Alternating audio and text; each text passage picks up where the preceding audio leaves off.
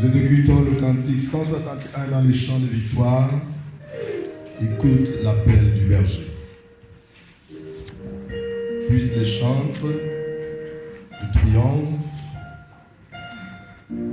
Écoutez l'appel du berger. 3 chants. Écoutez l'appel du berger. Il sait ses brebis en danger. Il les appelle avec amour, espérant toujours leur retour. Cherchons-les, sauvons-nous le prix d'une âme. Cherchons-les, le bon berger les réclame.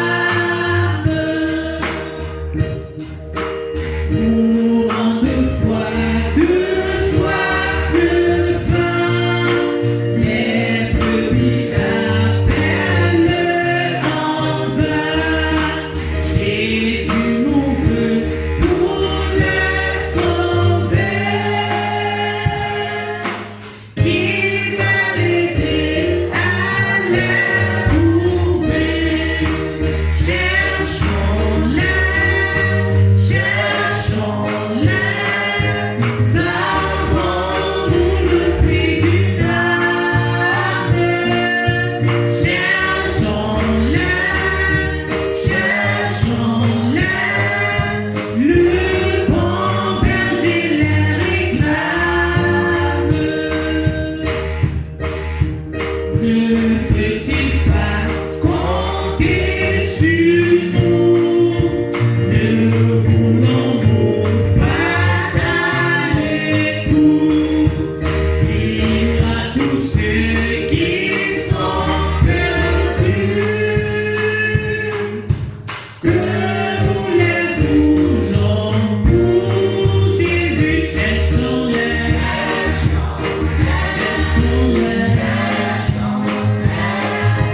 sauvons-nous le prix d'une âme.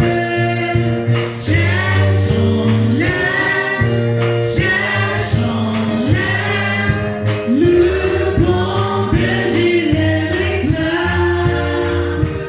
Seigneur notre Dieu et notre Roi, nous bénissons ton nom. Nous te célébrons et nous te magnifions pour la grâce de faire encore partie des vivants. Et Seigneur, de ce que tu exposes nos vies à ce message. Seigneur, je veux me rappeler qu'il y a de nombreuses années aujourd'hui, tu m'as dit, enseigne à mon peuple à me servir. Seigneur, croyant fidèlement que ce que j'ai entendu était de toi, Seigneur, sur ce que tu as déposé, je pense, dans mon cœur, je prie que, Seigneur, au nom de Dieu, utilise ces faibles plantes que je suis, que tu utilises les faibles mots que je pourrais exprimer, et que, Seigneur, au nom de Dieu, tu confirmes ta parole dans un cœur.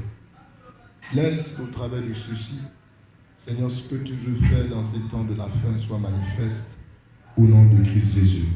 Amen. Le message que nous allons commencer à partager peut-être aujourd'hui, quand je dis peut-être, c'est que si je n'ai pas l'opportunité, l'occasion de l'achever, nous le continuerons probablement par la grâce de Dieu dimanche prochain. Je l'ai intitulé « Être un gagneur d'âme ». Alléluia. Être un gagneur d'âme. Vous savez, dans la vie de tous les jours, nous nous imposons un certain nombre de règles parce que nous voulons atteindre des objectifs. Et on pourrait dire que tout homme par essence doit être un excellent planificateur. Parce que si quelqu'un pense à un voyage, vous allez vous rendre compte qu'il fait tout au moins un effort de ne pas dormir comme souvent.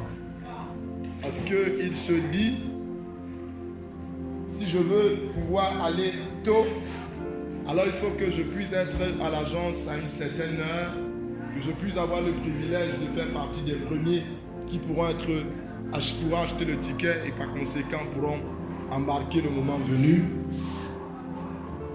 Pour un élève, on va se rendre compte que malheureusement, l'habitude c'est que quand vient le moment des examens, même celui qui était toujours en train d'être un peu distrait, il fait un effort à se plonger dans ses cahiers pour pouvoir étudier parce qu'il sait qu'il y a un examen au-devant de lui. Pour ceux qui sont dans le domaine du sport, ils se fixent un certain nombre de restrictions, ils se refusent à un certain nombre de choses parce qu'ils veulent avoir des victoires. Vous savez qu'il y a quelque chose qui a défilé la chronique ces derniers jours. Vous savez que nous sommes des Camerounais, nous sommes heureux, nous rendons grâce à Dieu pour l'organisation du CHAN qui est en train de bien se dérouler. Et nous osons croire que par la grâce de Dieu, cela s'achèvera de façon exceptionnelle. Parce que c'est prévu s'achever aujourd'hui, que cela se terminera bien. Bénissons le Seigneur pour tout ce que les spécialistes en rapport avec le sport peuvent dire de la nation, peuvent dire de nos stades. Cela honore notre pays et je peux te le dire, ça fait plaisir d'être Camerounais. Mais nous savons que la chronique, ce qui a défilé la chronique, c'est que les joueurs du Cameroun n'ont pas dormi le temps requis. Parce que c'était une prescription, semble-t-il, d'un ou de plusieurs marabouts en vue de pouvoir gagner le match de demi-finale contre le Maroc. Et on dit qu'ils n'ont pas assez dormi. Et ça peut expliquer un tant soit peu la contre-performance. Il y a des exigences parce qu'on veut atteindre des objectifs. Et parfois, quand les gens veulent allier le spirituel et le physique, ils se rendent compte aussi qu'il y a d'autres exigences qui peuvent ne pas tenir en compte les exigences physiques. En tout cas, c'est ce que nous pouvons tirer comme leçon de ce que nous avons appris de cette histoire. Nous voulons donc parler, souviens-toi, sur le besoin d'être un gagneur d'âme. Proverbe chapitre 11, verset 30, nous allons demander à quelqu'un de le lire pour nous. Et je voudrais plaider qu'il y ait un micro pour cela, parce que il est bien que la voix ressorte et soit bien entendue. Proverbe chapitre 11, verset 30. Le fruit du juste est un arbre de vie. Oui. Et le sage s'empare des âmes. Alors, je voudrais qu'on lise la partie B de Proverbe chapitre 11, verset 30 uniquement. Et le sage s'empare des âmes. Et le sage s'empare des âmes. Est-ce qu'on a une version de la Bible qui rend le texte différemment? Proverbe chapitre 11, verset 30b. Est-ce que le texte est rendu différemment chez toi? Ok, nous avons une autre bien-aimée sœur qui va lire pour nous. Le sage gagne les cœurs. Le sage gagne les cœurs. Je suis content parce que là, on a le verbe gagner. Rappelle-toi que nous parlons d'être des gagneurs d'âme. C'est important de le savoir que le désir du Seigneur, c'est que des personnes puissent être gagnées pour être avec lui pour l'éternité. Pour qu'on devienne un gagneur de cœur, qu'on devienne un gagneur d'âme, cela suppose qu'on a vu le besoin. Si tu ne vois pas le besoin de gagner les cœurs, alors tu ne peux pas t'engager à te livrer à un certain nombre sacrifice pour cela. Les hommes politiques le comprennent mieux. Ils savent qu'on ne peut pas, lorsqu'on veut gagner une élection de manière régulière, s'attendre à ce qu'on n'ait pas gagné les cœurs des électeurs et qu'à la fin, on dise avoir gagné. Ce n'est pas possible. À moins qu'on recourt à d'autres voies peu orthodoxes. Mais si on part du principe qu'une élection se gagne dans les urnes pour qu'à la fin, on dise que quelqu'un a gagné ces élections, il faut qu'il ait le maximum d'électeurs. Et s'il a le maximum d'électeurs, cela suppose ou sous-entend qu'il a gagné le cœur de ces derniers. Avec la récente élection aux États-Unis, on a pu nous rendre compte qu'il y en avait qui avaient dit « J'avais voté la dernière fois Donald Trump, mais j'ai été déçu. » En conséquence, je ne peux plus le voter. À un endroit particulier où il avait gagné les élections, il les a perdues. Pourtant, arrivant au pouvoir, il avait gagné à cet endroit. Mais à ce même endroit, il a perdu parce qu'il n'a pas pu gagner les cœurs. Et des gens font un certain nombre de choses parce qu'ils veulent gagner les cœurs. Jésus, pour gagner le cœur des hommes, a fait une seule chose. Une seule. Il leur a démontré son amour. Il leur a donné de comprendre que sa vie même n'avait aucune valeur sans eux. Jésus a donné sa vie pour tous les hommes. Aucun homme ne pouvait être utile à son semblable pour le sauver de ce dans quoi il s'est retrouvé. Je voudrais simplement, cher ami, nous rappeler que aucun homme n'est capable de sauver son semblable du plus grand mal que l'humanité n'ait jamais connu. Le plus grand mal de l'humanité, ce ne sont pas les drogues. Le plus grand mal, ce n'est pas la COVID-19 ou la COVID-20. Le plus grand mal de l'humanité, ce n'est pas le terrorisme. Le plus grand mal de l'humanité, ce n'est pas les guerres. Ce n'est pas la famine. Ce ne sont pas les épidémies et les pandémies. Ce n'est même pas la mort. Le plus grand mal de l'humanité, c'est le péché. Il peut arriver qu'il y ait la famine et qu'à quelques endroits du monde, on n'ait à manger. Il peut arriver qu'il y ait des épidémies ou des pandémies et qu'à quelques endroits du monde, on soit à l'abri. Il peut arriver qu'il y ait des guerres et il y ait des lieux de refuge. Il peut arriver que la mort frappe et quelques vies sont épargnées. Mais écoute-moi, aucune vie humaine n'est épargnée par le péché. Aucune vie humaine n'est épargnée par le péché.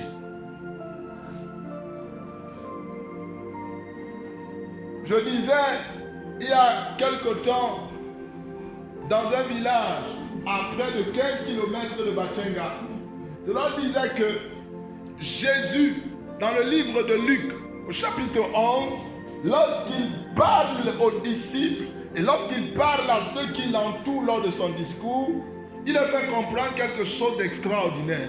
Il a dit, méchants comme vous êtes, vous savez donner de bonnes choses à vos enfants. Il dit, qui d'entre vous donnera c'est un serpent à son enfant si ce dernier veut un poisson? Qui d'entre vous donnera la place du pain au caillou? La méchanceté de l'homme n'exclut pas qu'il soit capable de produire de bonnes actions. Mais ce qui est l'essence de l'homme, c'est la méchanceté. Il n'y a aucun homme bon. Aucun. Écoute-moi bien. Il n'y a aucun homme bon. Jésus, la vérité, il te dit, il me dit, il nous dit que l'essence de l'homme, c'est la méchanceté.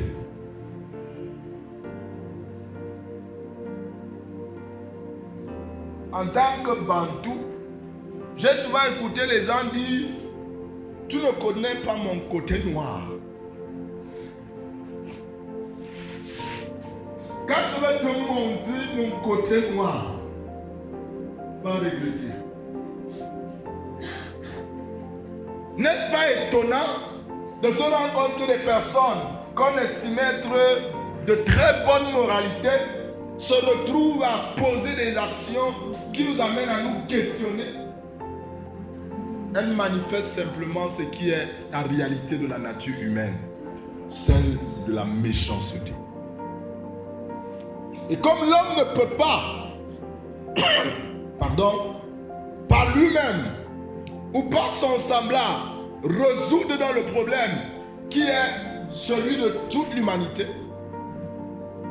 parce que s'il était possible, on aurait trouvé son vaccin. L'homme est une intelligence exceptionnelle. C'est-à-dire, en dépit de tous ces défis, il dit, je suis capable. Et il se lance dans la recherche. Mais malheureusement, personne n'avoue qu'il a besoin de celui qui l'a fait et qui a le besoin de faire recours à lui pour comprendre pourquoi on se retrouve avec tant de défis, avec tant de maux. L'homme se sait capable. Et la Bible est d'accord avec cela. La Bible dit qu'il a été capable de dompter même ce qu'on ne pensait pas qu'on pouvait dompter. Tu as peur de l'eau, mais quelqu'un te dit qu'il a voyagé sur la mer avec un radeau. Alors que un petit cours d'eau t'effraie. L'homme est extraordinaire. Je me rappelle avoir vu une émission, quelqu'un était en train de traverser un précipice tellement grand. On a mis une corde. Et il était là, marchant sur la corde. Long d'au moins 10 km. S'il tombe, il n'y a pas à prier, il va mourir. Il s'est lancé les défis. Et il finit, et l'homme est très intelligent. Mais malgré son intelligence, il n'est pas capable de résoudre le problème du péché. Chez les enfants, nous leur disons que le péché, c'est tout ce qu'on pense, c'est tout ce qu'on dit, c'est tout ce qu'on fait qui est contraire à la pensée de Dieu. L'homme ne peut pas parler en termes de péché parce qu'il veut ignorer que Dieu existe. Il veut ignorer que Dieu a établi les règles qui doivent gouverner la vie. L'homme veut agir comme si c'est lui qui établit les règles et qu'il n'y a pas quelqu'un d'autre qui établit les règles qu'il devrait suivre. L'homme veut établir les règles dans tous les domaines. Il n'y a pas un seul domaine où l'homme n'a pas établi les règles. Dieu lui a donné la terre et dit que non, ça ne lui suffit pas. Il faut qu'il connaisse l'espace.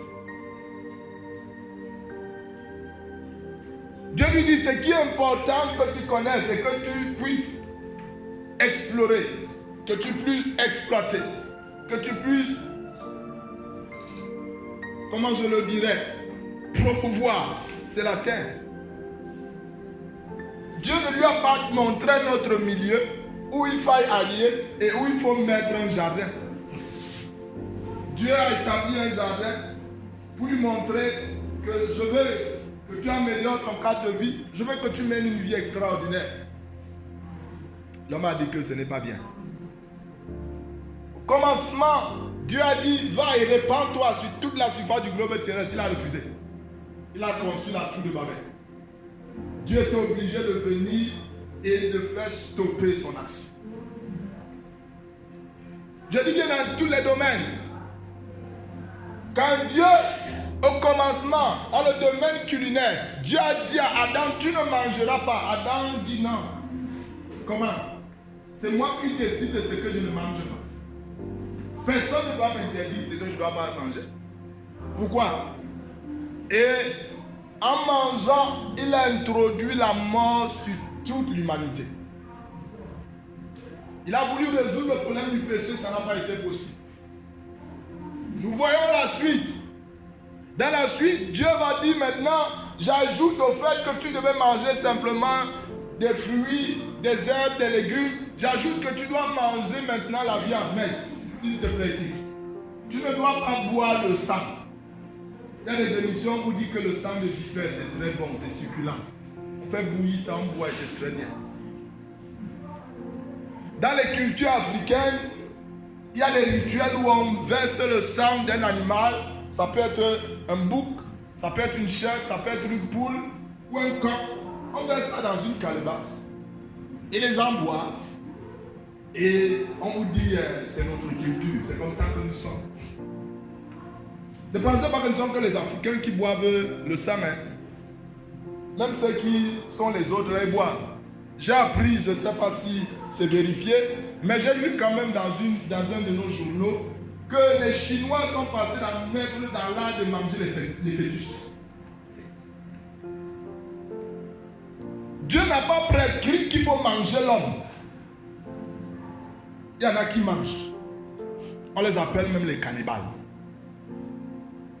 Dieu leur a donné les arbres, Dieu leur a donné les animaux, ça ne leur suffit pas. Ils disent on va manger l'homme. Dieu leur a prescrit des normes dans l'agriculture. Ils disent qu'être agriculteur, c'est la saleté. Très peu sont pour l'agriculture. Ils sont pour autre chose. Pourtant, l'homme a été fait pour être d'abord un agriculteur. Avant toute autre chose. Parce que l'homme se pense intelligent. L'homme se croit tellement intelligent. Dieu a fait des normes pour les cultures. Il dit il ne faut pas mettre dans le champ ceci et ceci. L'homme met. Il dit à Dieu que tu n'es pas intelligent. Moi je vais te donner les techniques de production. Dieu a dit il faut faire reposer la terre. Il faut pratiquer la jachère. L'homme a dit je connais les engrais. Pendant que Dieu parle du fumier, lui parle de l'engrais. Je pense que vous connaissez la différence entre l'engrais et le fumier. Dieu, sa technique pour pouvoir renforcer la plante, c'est le fumier. L'homme dit non, laisse. Je vais te montrer que je suis intelligent. Il vient avec l'engrais. Et ceux qui ont fait un peu d'agriculture savent que les engrais, ça appauvrit le sol. Dieu dit pratiquer la jachère, c'est-à-dire laisser le sol se reposer ce qu'ils ne veulent pas. Dieu dit allez multipliez-vous, remplissez la terre. Il y en a qui disent que le problème de l'humanité, c'est la surpopulation. Ils s'opposent à tout ce que Dieu fait. Quelques-uns disent que la COVID-19 est une imagination machiavélique avec pour but de diminuer la population mondiale pour que maintenant on puisse bien vivre. Oh, la terre est capable de contenir autant d'hommes parce que c'est Dieu qui en est l'auteur. Le problème de tout ceci, c'est le péché dans le cœur de l'homme. Dieu établit les normes même jusqu'aux normes du vêtement. Dieu dit, ayez les vêtements décents. Il disait que non. Il faut les vêtements séducteurs. Que quand tu mets ça, non, tu peux séduire. Or, Dieu parle de la décence. Dieu recommande qu'on ne doit pas être attiré par les choses de grande valeur. L'homme dit non. C'est ce qui est important pour mon cœur. Dieu dit dans le domaine du vêtement, il ne faut pas utiliser tel fil et les assembler. L'homme dit que non, c'est ça qui est bien. Dieu dit dans le domaine de l'élevage, il ne faut pas faire certains croisements. On dit à Dieu, tu n'es pas intelligent. Nous sommes les plus intelligents et tu verras. Dieu est allé dans le domaine de la famille. Il a établi les normes de la famille. Il a dit la famille normale, c'est un père, une mère légalement mariés. Maintenant, il y a tellement les noms des familles.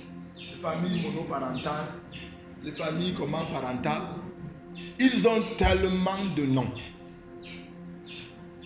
Tout simplement parce que tout ce qu'ils font, c'est pour s'opposer à Dieu. Tout ce qu'ils accomplissent, c'est pour s'attaquer à Dieu. C'est pour s'attaquer au principe que Dieu a mis en eux pour gouverner la vie de l'homme tous les jours. Dieu a dit que dans la gestion au quotidien, l'homme doit avoir la part qui lui revient.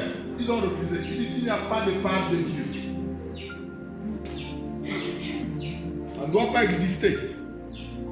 Parce que si l'homme vit avec, il y a la part de Dieu dans ce que j'ai, la conscience de Dieu va être même tenue dans son âme. Alors on ne veut pas que l'homme ait la conscience de Dieu. Donc quand il vit, il doit vivre comme si Dieu n'existe pas. Il ne doit rien avoir dans sa vie qui renvoie à Dieu. Dans le domaine de la sexualité, Dieu établit les normes de la sexualité et l'homme ne veut pas. Dieu dit il faut l'abstinence, il faut la chasteté, il faut la virginité. L'homme dit je n'en veux pas. Il faut que très tôt je commence à avoir des expériences sexuelles. Je n'ai pas besoin d'attendre, c'est mon corps, j'en fais ce que je veux. La preuve c'est que quelqu'un qui est né par la grâce de Dieu en tant qu'un homme trouve que c'est une erreur, il devient une femme. Quelqu'un d'autre qui est né, une femme trouve que c'est une erreur, il devient un homme. Il y en a même qui trouvent le moyen d'avoir les deux sexes une fois. Voilà le cœur de l'homme. Il allait plus loin. Dieu lui a dit, je t'ai donné la femme pour la vie sexuelle. Il dit que non. Moi je veux un animal. C'est ce qui est bien pour moi. Quand il est fatigué l'animal, il dit bon maintenant, je vais expérimenter le même genre que moi. Il y a les hommes avec les hommes, il y a les femmes avec les femmes. Mais dans la recherche du plaisir, la Bible dit que l'esprit qui agit dans les temps de la fin, c'est qu'ils s'aimeront le plaisir plus que Dieu. Et parce qu'ils aiment le plaisir plus que Dieu, d'autres sont allés jusqu'à fabriquer des poupées avec lesquelles on peut trouver du plaisir. L'homme a multiplié les plaisirs autour de lui. Et tous ces plaisirs, c'est pour dire, réjouis-toi, car Dieu n'existe pas. Tu n'as pas à avoir peur. Tu n'as rien à craindre. Car ils ne veulent pas que l'homme ait la conscience qu'il doit rendre compte de sa vie un jour. C'est pour ça que Jésus est venu. Jésus est venu sauver l'homme de ce dont il ne pouvait pas se sauver. Écoute-moi, cher ami. Aucun homme ne peut te sauver du péché. Aucun rituel ne peut te sauver du péché. Aucune structure conduite par l'homme ne peut te sauver du péché. Car Dieu s'est réservé un seul homme. Et l'un des hommes venus de la part de Dieu l'a annoncé en ces termes. Jean le Baptiste, voici l'agneau de Dieu qui ôte le péché de la vie de l'homme. Cet homme, il s'appelle Jésus. Ce n'est pas un extraterrestre. Ça n'a rien à voir avec végétal. Ça n'a rien à voir avec Santa Sangoku. Ça n'a rien à voir avec Satan Petit Cœur. Et tous les noms que vous connaissez de ces dessins animés. Il a pris une forme humaine. Et il a pris la forme la plus simple qui puisse exister. Parce que je vais te dire quelque chose. Dieu est un personnage simple. Il est tellement simple que quand il passe, les gens ne sont pas au courant qu'il est passé. Il est tellement simple que quand il agit, les gens ne peuvent pas admettre que quelque chose a été fait. Les gens aiment développer leur intelligence pour qu'on sache qu'ils existent. Les gens aiment faire des choses extraordinaires pour qu'on dise qu'elles sont des personnes compétentes. Mais Jésus est venu dans la simplicité. Sa naissance est faite dans la plus grande simplicité. Son existence est faite dans la plus grande simplicité. Il est mort de la pire des morts pour toi. Il est mort de la pire des morts pour moi. Il est mort de la pire des morts pour chaque homme. Il est mort de la pire des morts pour chaque homme. Avec un seul désir. Il faut que l'homme soit sauvé du péché.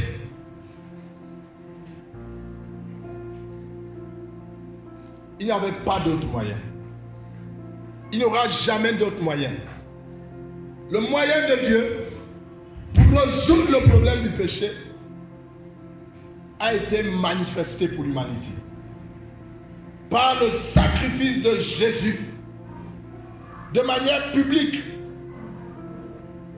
devant les autorités spirituelles, devant les principautés spirituelles, devant les dominations spirituelles, devant les esprits méchants dans les lieux célestes, devant le diable et devant l'armée des cieux, et devant des hommes qui ont été témoins. Jésus a donné sa vie pour que l'homme que tu es soit sauvé du péché. Arrête de penser que ton plus grand problème, c'est le fait de ne pas avoir d'argent. Arrête de penser que ton plus grand problème, c'est le fait de ne pas avoir un époux, une épouse. C'est le fait de ne pas avoir d'enfant. C'est le fait de ne pas avoir une maison. Le plus grand problème de l'homme, c'est le péché. Nous avons eu un homme que Dieu a utilisé dans les nations. Zacharias Tanefumu. Il avait pour habitude de dire dans ses messages, le plus grand problème de l'homme qui n'a pas Dieu, c'est le péché. Le plus grand problème de l'homme qui est réconcilié avec Dieu, c'est le péché. Il n'y a pas de plus grand problème auquel l'homme soit confronté. Mais la bonne nouvelle, c'est que Jésus est la solution. Alléluia. Il veut donc que je le comprenne. Celui qui le comprend, alors il peut être considéré comme celui qui entre à l'université de la sagesse. Et il peut donc faire partie de la grande armée de ceux qui comprennent le besoin de s'emparer des hommes. Nous allons lire dans le livre des Actes des Apôtres. Nous allons voir un homme qui a compris que c'était un besoin. Et il a parlé en des termes merveilleux. Il a parlé en des termes simples même d'ailleurs. Pour que cela reste pour la postérité. Actes des Apôtres chapitre 26. Nous lirons les versets 25 jusqu'au verset 29. Actes des Apôtres, chapitre 26, les versets 25 jusqu'au verset 29. Nous allons écouter la lecture. Je ne suis pas un fou, Très excellent Festus, répliqua Paul. Ce sont au contraire des paroles de vérité et de bon sens que je prononce. Le roi est instruit de ces choses et je lui en parle librement, car je suis persuadé qu'il n'en ignore aucune, puisque ce n'est pas en cachette qu'elles se sont passées. Crois-tu au prophète, roi Agrippa? Je sais que tu y crois. Et Agrippa dit à Paul, tu vas bientôt me persuader de devenir chrétien. Paul répondit, que ce soit bientôt ou que ce soit tard, plaise à Dieu, que non seulement toi, mais encore tous ceux qui m'écoutent aujourd'hui, vous deveniez tel que je suis, à l'exception de ces miens. Alléluia. Quelle merveilleuse parole. Voyons Paul, dont nous connaissons l'histoire, qui a été un persécuteur de l'Église du Seigneur Jésus, qui a eu une apparition du Seigneur Jésus et qui a vu dans l'apparition du Seigneur Jésus l'urgence de gagner les autres. Il a vu et réalisé que Jésus a fait une œuvre extraordinaire. Et il a compris qu'il fallait devenir un témoin de cette vérité. Il a proclamé cette vérité et un jour il s'est tenu devant ceux que les nations considèrent comme les grands. En réalité, c'était des grands. Et l'un de ces grands a estimé que Paul était un excellent érudit, c'était un grand savant, et par conséquent, il était du nombre de ceux qui pensent qu'avoir assez de connaissances s'affrise avec la folie. Donc cette façon de penser n'est pas nouvelle. Il y en a qui pensent que plus tu instruis, plus tu délires même d'ailleurs. Mais le point c'est celui-ci. C'est que bien aimé, c'est que cher ami, Paul était focalisé sur une personne. Il ne s'est pas laissé distraire par ce qui a été dit. Il est resté focalisé, il présentait son message à une autorité. C'était un roi. Il a saisi l'opportunité que Dieu lui donnait. Et pendant qu'il présentait l'urgence d'être réconcilié avec la personne de Jésus, ce que le roi trouvait bon de lui dire, mais tu veux m'entraîner dans quoi? Et dans quoi veux-tu m'entraîner en dit vrai? Tu penses que moi, est-ce que tu sais à qui tu es en train de t'adresser? Mais je suis le roi Agrippa. Et tu penses que je vais descendre jusqu'à ce niveau? Agrippa, pendant qu'il posait la question, c'était simplement parce qu'il n'avait pas réalisé qu'il était aussi confronté à la question du péché.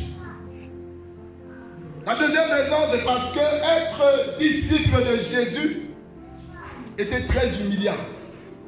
C'était des personnes qui n'étaient pas honorées dans la société. C'était des personnes qui n'étaient pas respectées. C'était des personnes qui étaient constamment humiliées. Cher ami, je vais te dire quelque chose. Être chrétien, ça ne changera jamais. Ce sera toujours humiliant. Être chrétien, ça ne changera jamais. Ça ne va jamais apporter l'honneur. Parce qu'ils n'ont pas honoré Jésus, qui est l'auteur du salut de l'homme par rapport au péché. Ce n'est pas celui qui vient parler de Jésus qui doit être honoré. Ce n'est pas possible. On ne peut pas ne pas honorer ton maître et on t'honore. Ça ne peut pas se faire. Mais c'est la détermination de Paul qui est juste merveilleuse. Lorsqu'on a posé la question ainsi à Paul, il ne s'est pas senti insulté. Parce qu'il savait au-dedans de lui que c'est le plus grand besoin de l'homme. il va répondre au roi. Il va dire au roi, je ne suis pas là pour 2 raisons. Je suis là justement pour que tu deviennes un chrétien. Pas seulement toi, mais tous ceux qui m'écoutent ici, ils doivent le savoir. Il ne faut pas que vous pensiez que je vienne de façon rusée et que vous découvriez finalement qu'on vous a enrôlé dans une chose que vous ne comprenez pas. Le but est clair. Vous devez le savoir. Il est question que vous devenez, comme moi, un chrétien. Si vous voulez savoir que je vous persuade ce matin d'être des chrétiens, alors sachez-le, je vous persuade d'être des chrétiens. Pourquoi je vous persuade d'être des chrétiens? Parce que Jésus est venu dans le monde pour que toi, tu deviennes son disciple. Écoutez-moi, cher ami. Les statistiques de certaines organisations qui travaillent dans l'évangélisation du monde font état de ce que le monde compterait plus de 7 milliards d'habitants. Mais seulement 2 milliards se réclament d'être des chrétiens. Seulement 2 milliards. Et on dit que même sur les 2 milliards, s'il fallait donc maintenant trouver le pourcentage de véritables chrétiens, ça laissera désirer. Vu sur cet angle, je peux m'engager avec Paul et te dire, il faut que ceux des 2 milliards qui ne sont pas réellement des chrétiens, qui le soient. Et il faut que ceux des 5 milliards qui ne le sont pas, qui le soient aussi.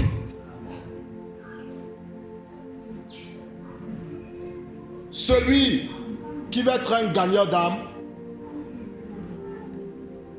il est focalisé sur ce but. Et s'il est focalisé sur ce but, cela suppose qu'il a compris et lui-même, il n'a pas honte d'être un chrétien. Il n'a pas honte d'être de Jésus. Il ne dit pas, oh, je me consacre de Jésus parce que je roule dans la dernière marque de voiture qui vient de sortir d'une usine quelconque.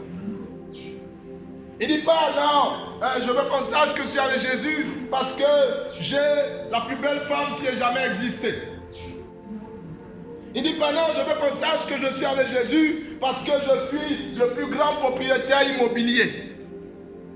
Il ne dit pas, je me consacre que je suis avec Jésus parce que je fais partie des milliardaires que le monde pourrait connaître. Oh que non.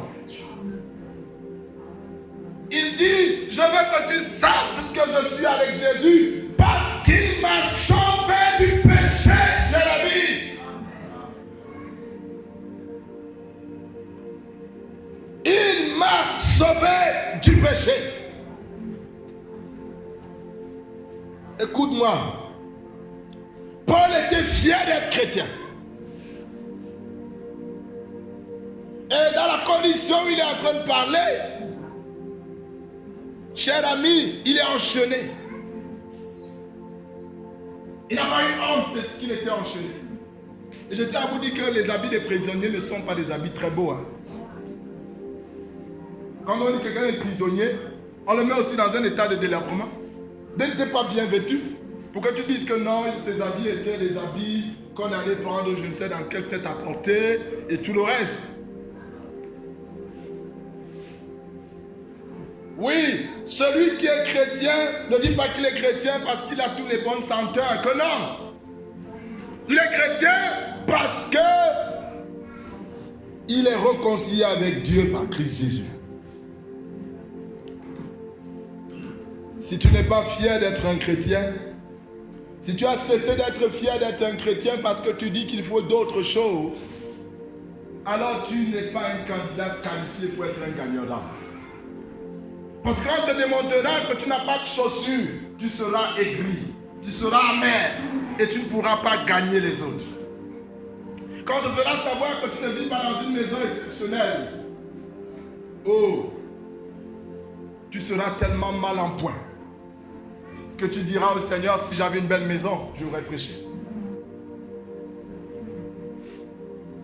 Être chrétien, c'est ce qu'il y a de meilleur dans la vie. Être chrétien, c'est ce qu'il y a de plus beau dans la vie. Et celui qui a réalisé cela, il veut que chaque individu autour de lui devienne un chrétien. Rien ne doit l'arrêter. Rien ne devrait l'arrêter. Il est animé par cette volonté forte. Est-ce que celui qui est en face de moi est un chrétien? S'il ne l'est pas, alors je dois me donner les moyens pour que tout au moins il ait l'occasion avant de le refuter. Parce que oui, quelqu'un peut refuser de devenir chrétien. Mais ma responsabilité, ce n'est pas de dire non, ils ne vont pas croire. Ça n'est pas la question. Est-ce qu'ils vont croire n'est pas la question. C'est est-ce que toi, tu es animé du fait qu'ils doivent croire. Je veux que tu refuses ce matin le syndrome de Jonas. Dis avec moi le syndrome de Jonas. Dis avec moi le syndrome de Jonas. Nous allons dans le livre de Jonas, au chapitre 4.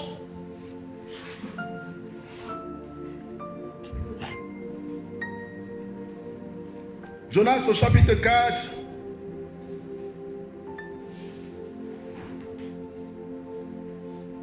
Nous voyons quelque chose d'exceptionnel.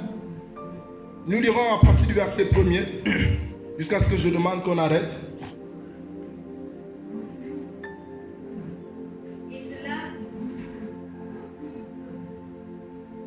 Cela déplut à Jonas et il fut irrité. Il implora l'Éternel et il dit: Ah, Éternel, n'est-ce pas ce que je disais quand j'étais encore dans mon pays? C'est ce que je voulais prévenir en fuyant à Tarsis. Car je savais que tu es un Dieu compatissant et miséricordieux, lent en colère et riche en bonté, et qu'il te répand du mal. Alléluia. Sois délivré du syndrome de Jonas. Ceux qui annoncent la nouvelle de Jésus parce qu'ils veulent seulement se dédouaner pour que les gens meurent. Ah, moi j'ai fait ma part. Et je l'ai fait. Jonas a prêché le message de la repentance. Il a prêché pendant 40 jours, peut-être 40 nuits. Il dit, Ninive sera détruite. Non, la Bible ne dit pas 40 jours. La Bible parle, je crois, de 3 jours. Je crois que c'est ce que la Bible dit. 3 jours, il s'est engagé à prêcher. Et, bien aimé, il a parcouru la ville. Et il disait encore 40 jours et 40 nuits. Et Ninive sera détruite. Et quand il était en train de prêcher, la Bible dit que les gens de Ninive crurent Dieu. Alléluia. Laissons pas acclamer le Seigneur pour les gens de Ninive. Acclame le Seigneur. Parce qu'il faut que cet esprit revienne dans ce temps de la fin. Les gens qui croient Dieu, ils avaient la conscience de Dieu. Et quand on leur a rappelé, ils se sont arrêtés. Oh, puisses-tu t'arrêter ce matin, cher ami. Alors que tu écoutes la voix de Dieu, qu'il résonne dans ton âme, puis tu agis comme les gens de Ninive. La Bible dit, ils crient Dieu. Et parce qu'ils ont cru Dieu, ils ont posé les actions qui démontrent qu'on croit Dieu. Parce qu'on ne peut pas dire croire Dieu, et nos actions prouvent le contraire. Alors parce qu'ils ont cru Dieu, ils se sont répartis, et cela a choqué Jonas. Jonas était un prédicateur qui voulait que quand il annonçait son message, la colère de Dieu arrive et tue les gens. Jésus n'est pas venu pour t'annoncer la colère de Dieu. Il est venu pour te dire, Dieu t'aime. Écoute-moi, cher ami. Dieu t'aime. Quelle que soit la couleur de ta peau, quelle que soit ta taille, quelle que soit ta race, quel que soit ton peuple, quelle que soit ta tribu, quelle que soit ta langue, Dieu t'aime. Je suis en train de prier pour que pendant que quelqu'un écoute la voix de Dieu ce matin, qu'il entende comme Paul au jour de Jésus. Il a entendu Jésus lui parler en langue hébraïque. Oh, je crois que le Saint-Esprit œuvre maintenant et que quelqu'un va entendre Dieu lui dire dans sa langue qu'il connaît le Dieu, dans la langue de ses pères. C'est une réalité, je t'aime.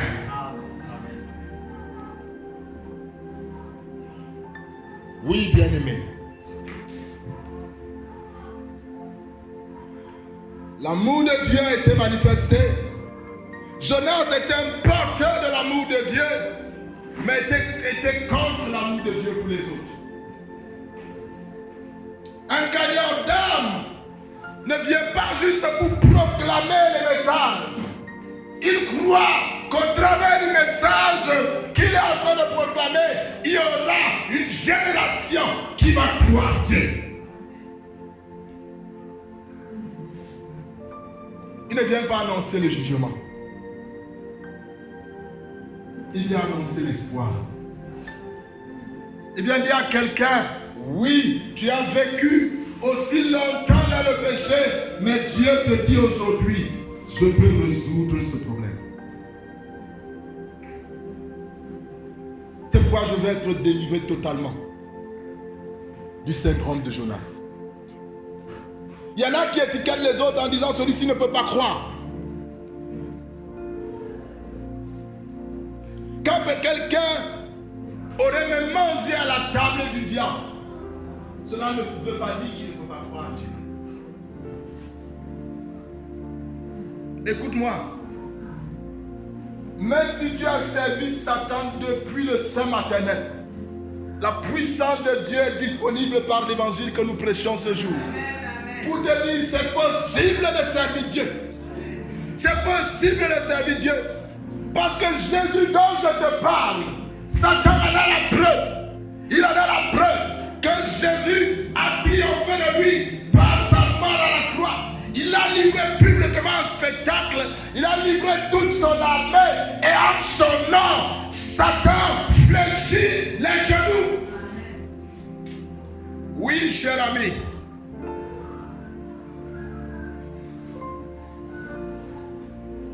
Ne dis pas ce matin, on m'a dit je ne peux pas croire en Dieu.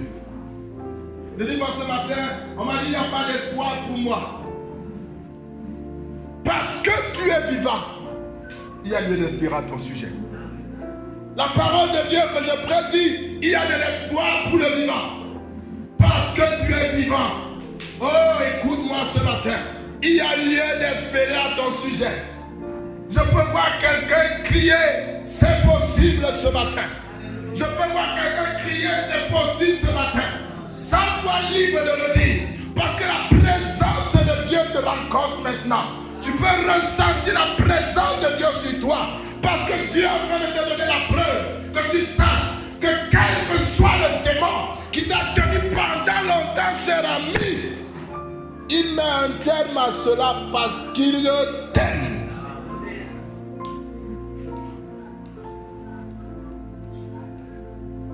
Si toi tu t'es étiqueté pendant longtemps comme inapproprié au royaume de Dieu, change l'enseigne ce matin. Toi qui veux être un gagnant d'âme, mais quand tu verras l'enseigne de Satan sur le front de quelqu'un, rappelle-toi que Jésus a prêché à Judas. Pourtant il était un démon. Ah oui, c'est ce que la Bible dit. Que Judas était un démon. Mais Jésus est le modèle par excellence. Il croyait que c'est possible. C'est pourquoi il a recruté parmi ses disciples. Il croyait que c'est possible. Jusqu'à ce que Judas se refuse à l'amour de Dieu. Si tu te refuses à l'amour de Dieu, ce ne sera pas possible. Tout gagnant d'âme, quand il regarde les ténèbres, il voit la possibilité dans les ténèbres que la lumière de Dieu luise. Car il est écrit, le peuple qui vivait dans les ténèbres a vu une grande lumière se lever. Oui, toi qui es un gagnant d'âme, sache que tu es celui-là qui porte la grande lumière de Dieu. Et quand elle arrive au milieu des ténèbres, elle, lui, et les hommes et les femmes, et les jeunes et les vieux, et les enfants et les adolescents seront éclairés par la lumière de Jésus.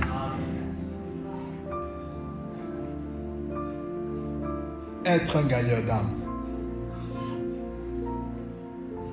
Est-ce que ce matin nous pouvons nous arrêter là et prier, sachant que dimanche prochain, par la grâce de Dieu, nous continuerons à être édifiés là-dessus.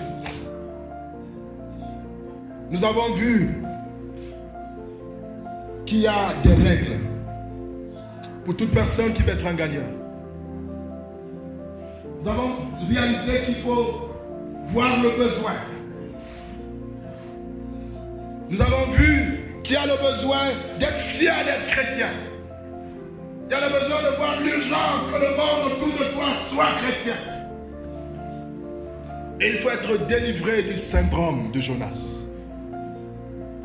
Est-ce que tu peux parler au Seigneur ce matin, qui a déposé son âme dans nos âmes? Alléluia. Oui, c'est l'âme de Dieu qui est répandue dans ton âme ce matin. Parle-lui ce jour. Parle-lui ce matin. Et qu'il bénisse sa parole dans ton cœur. Qu'il bénisse sa parole dans ton cœur. Pendant que tu écoutes, si tu te rends compte que tu n'étais pas réconcilié avec Jésus, l'opportunité t'est offerte ce matin. L'opportunité de te réconcilier réellement avec Jésus t'est donnée ce jour. Il te tend sa main et tu peux la saisir ce matin. Tu peux répondre par oui, Seigneur. Tu as donné l'opportunité de laisser qu'il te transforme ce matin pour que tu sois un gagnant d'âme. Tu peux dire, Seigneur, j'accepte la transformation. Qu'il bénisse sa parole dans nos cœurs et que la gloire lui revienne dans le nom de Jésus.